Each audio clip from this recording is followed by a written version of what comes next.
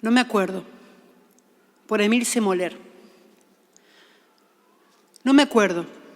Lo intenté cientos de veces, pero no me acuerdo. Tengo imágenes de ese día, muy pocas. Me veo en la marcha, caminando junto a otros compañeros. Charlaba. ¿Con quién? ¿Qué ropa tenía? No me acuerdo. Caminaba tranquila por la mitad de la columna. Era el año 75, a la tarde. Estaba templado. ¿Dónde estarían en la marcha Claudia y Panchito? Ellos iban al turno tarde del bachillerato.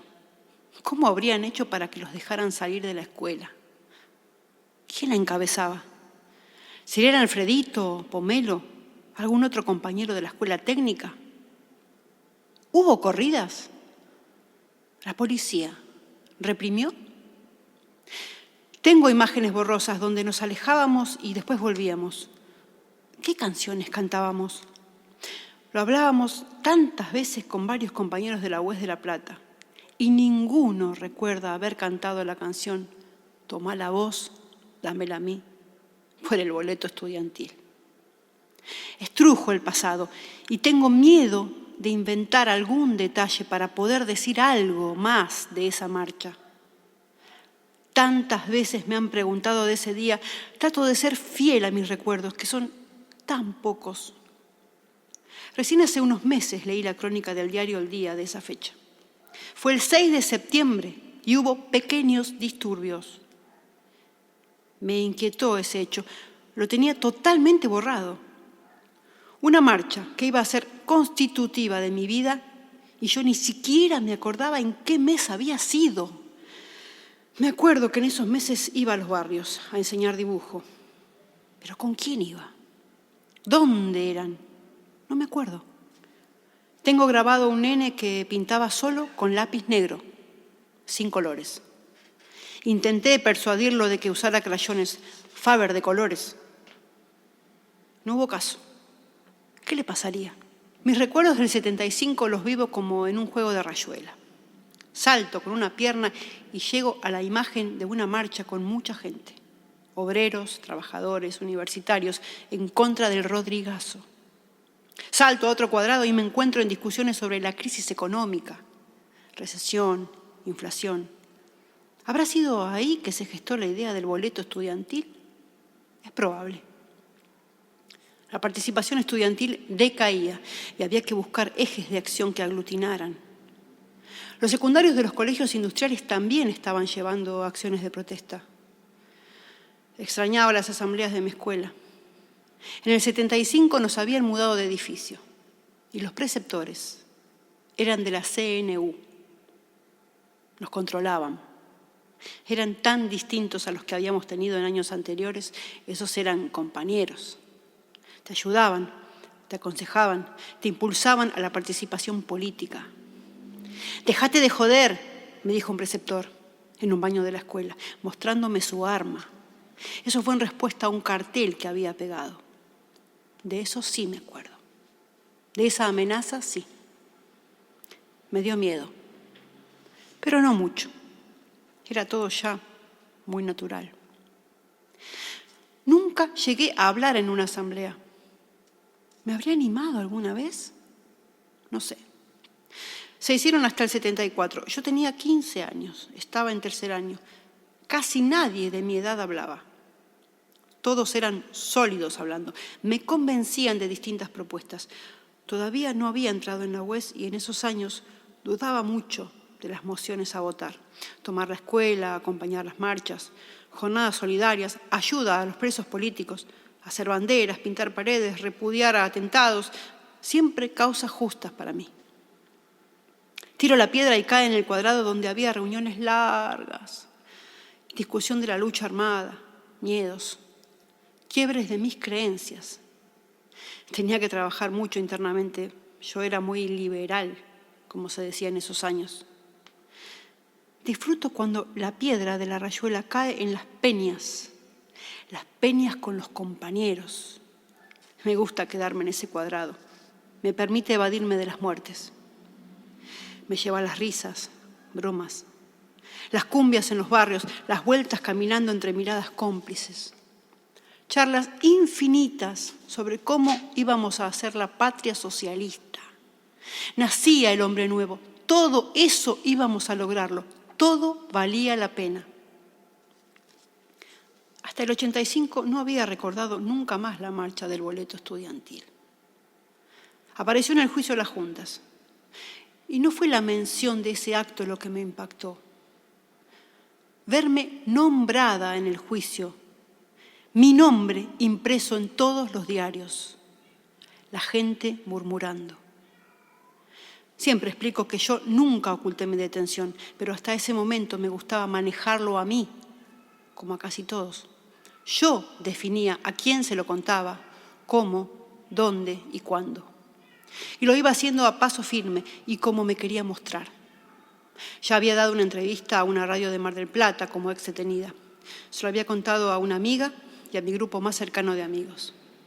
Había hablado con una abogada que estaba muy cercana al juicio y me había avisado que preferían mi testimonio para el juicio contra Camps.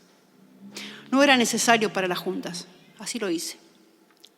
Declaré contra Camps el 5 de agosto de 1986, junto a mi padre, el primer policía que declaró contra otro policía. ¿Cómo me sentí cuando vi mi nombre en el diario de las juntas? Desnuda, invadida. Ya no iba a controlar más mi vida. Entraba en otra dimensión. No era miedo, me angustié. Piedra libre. Atrás de esa sonrisa hay dolor, hay tortura. Fue presa. ¿La gente me tendría compasión? No quería la compasión de cualquiera. No quería que me digan pobrecita, quienes fueron cómplices de lo que me había pasado, por mirar para otro lado, por omisión o distracción. Eso me enfurecía, me indignaba. Debía armarme una coraza para eso. ¿Por qué era tan importante nuestro caso? Si éramos ex detenidos como todos, con los mismos sufrimientos, dolores, angustias que tantos. Es más, a mí me estremecía quienes habían perdido a sus hijos, padres, hermanos. Nosotros solo éramos jóvenes. Nos quedaba la vida entera por delante para luchar y pedir justicia para los que no están. Así me veía en ese momento. La militancia de la UES en aquellos años ni se nombraba. Nadie quería decirlo. No se podía ni hablar de eso. Pocos compañeros habían asumido su militancia estudiantil o en organizaciones comprometidas con la lucha armada. Era entendible, éramos la peste. Nadie iba a escuchar las denuncias de guerrilleros. Por eso a mí me gustaba hablar personalmente en grupos chicos, donde podía decir que era militante de la UES, y por eso me habían detenido. Si no, no me sentía cómoda dando mi testimonio. Me negaba a decir que me habían detenido por el boleto. Pero si no lo decía, quedaba fuera de la historia, que era la mía. Con matices, era y no era la mía. Era estudiante secundaria, secuestrada entre el 16 y 17 de septiembre en la ciudad de La Plata. Por momentos quería abandonar ese relato, por no ser fidedigno, pero también encerraba cosas profundas de mi vida. Me acuerdo con muchos detalles los días compartidos en la celda de Arana con Claudia y María Clara. Guardo las palabras que nos dijimos, los ruidos, los olores, los silencios, los sollozos y las risas sofocadas, las manos entrelazadas, los intentos de rozarnos los dedos, la frialdad del banco de cemento. Puedo contar los dolores y la dignidad de Horacio, el deambular por pasillos, los gritos, las intermitencias de la radio. Eran mis compañeros, mi historia compartida con ellos. Yo estuve ahí. Le di la mano a Claudia cuando lloraba y me enojé con ella por decisiones erradas. Salí con ellas al patio del Pozo de Arana el 21 de septiembre, cuando quisieron que festejáramos el día de la primavera y nos obligaron a cantar. Sí, de eso me acuerdo. Solo quería ser una ex detenida desaparecida más, como tantas otras. Con eso tenía bastante. No necesitaba otra cosa. Una tarde estaba tomando la leche con mis hijas.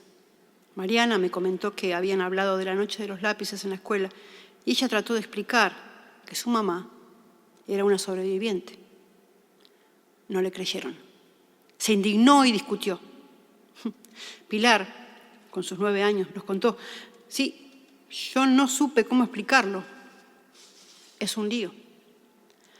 Fue en ese momento que me dije que había perdido demasiadas cosas en mi vida como para perder un pedazo de la historia. Y me la puse a cabalgar, a mi manera, tomando lo que es mío, solo eso. Y aquí me encuentro, entre las memorias y desmemorias de esta historia. Me acuerdo de muchas cosas que me duelen y de otras, como la marcha, casi no me acuerdo. Emilce Moller.